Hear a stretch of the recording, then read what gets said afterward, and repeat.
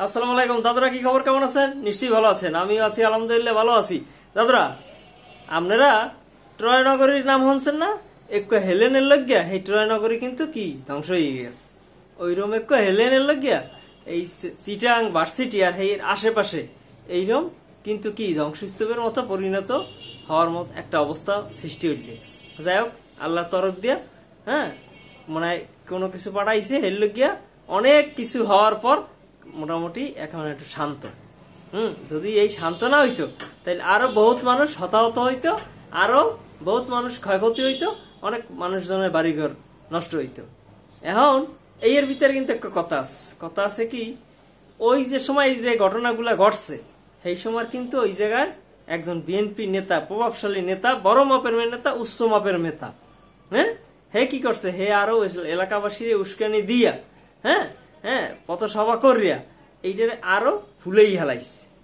হেই যদি এই জিনিসটা ছাত্রদের ডাকতো, হেয়ার পর জনগণ মানে এলাকাবাসী ডাকতো, এক জায়গায় বসাই নেওয়ার চেষ্টা করতো, মিট মীমাংসা করার একটা ব্যবস্থা করতো, তাইলে কিন্তু এইটা আরো সন্ধ্যার সময় সঠিক সিদ্ধান্ত নেওয়ার ফলে কিন্তু এই ঝামেলাগুলা কিংবা এত হানাহানি, এত মারামারি, কাড়াকাড়ি হইতে না। হে কি করছে, এইটারে সুন্দর উস্কাই দেওয়ার পর এখন কিন্তু দুইমুখী সংঘর্ষ হয়েছে, কি এলাকাবাসী আর ছাত্র। এই এতে ক্ষতি ছাড়া কার লাভ হয় নাই।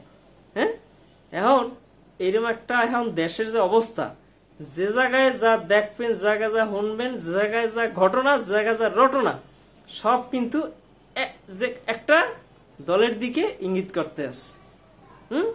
এখন এই দলে কিন্তু অনেক উপর থেকে নিচ পর্যন্ত অনেক ভালো ভালো গুণী খুব ভালো ভালো নেতা আছে, কিন্তু হেরা এতদিন এই অপেক্ষা থাকার পর এখন যখন ফাঁকা ময়দান পাইছে, ঠিক আছে, এখন এমন কাজবাজ করতে আছে, হ্যাঁ কোনটা সঠিক হয় কোনটা বেঠিক হয় হেইয়া নিজেরাও বুঝতে পারতেছে না।